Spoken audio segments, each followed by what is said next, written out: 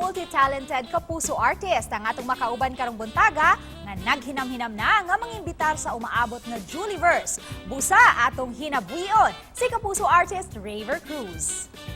Maayong buntag, Rayver, at welcome ulit sa aming programang GMA Regional TV Live. Isang shoutout naman dyan para sa mga fans mo from Central and Eastern Visayas. And I'm back. And shoutout sa lahat ng mga viewers natin ngayong umaga. Hello po sa inyo lahat. What do you miss most about our region, especially the enchanted Siquijor kung saan ka nag-shoot for Limitless Part 2 na Hill? Siyempre sobrang miss ko lahat. And especially Siquijor. Kasi very special sa akin yung place na yun. Alam naman ng lahat kung gaano ka-special sa akin yung place na yun. And kaya masaya ako na naging part ako ng Limitless. Dahil nakasama ako doon. And of course, doon lalo naging special yung samahan namin ni Jules. What was your first impression kay Julie Ann and did it last ba? Well, first impression ko talaga kay Jules is way back pa nung pagbalik ko sa Kapuso Network. We're doing Studio 7. Yun yung show namin before. First impression ko talaga is na napakabait ng tao. And nag-last talaga yun kasi napakabuti ng puso ni Jules. And hanggang ngayon, sobrang bait pa rin niya. And nakita ko kasi na sobrang passionate niya sa ginagawa niya. Kaya naman kitang-kita kung bakit siya ang Limitless Star natin dito sa bansa. How will you describe Julie Ann as a performer and which part of Julie Ann do you admire most? Everything.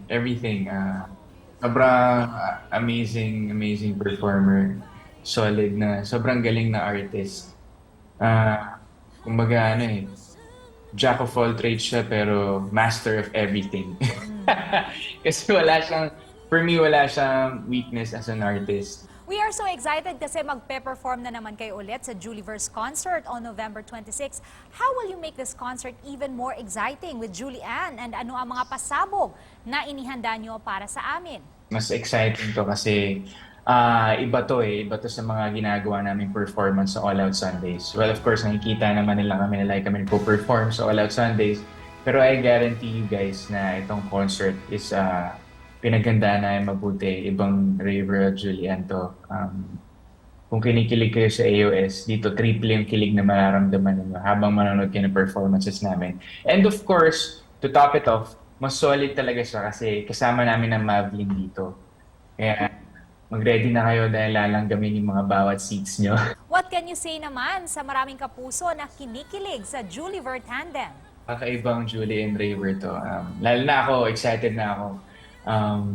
Well, of course, si Jules naman kasi sobrang sanay na yan, veteran sa larangan ng paggagawa ng concert. Pero this time around, iba naman to kasi pinagsama mo kaming dalawa. Bilang pagtatapos, ano naman ang mensahe mo na gusto mong ipaabot sa mga kapuso natin na nanonood ngayong umaga? Siyempre gusto ko lang magpasalamat sa walang samang pagsuporta sa amin ni Jules ng JulieVer and sa mga Kapuso stars ninyo and sa Kapuso Network.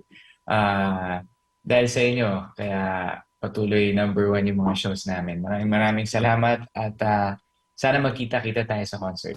Daghang salamat, Rayver Cruz.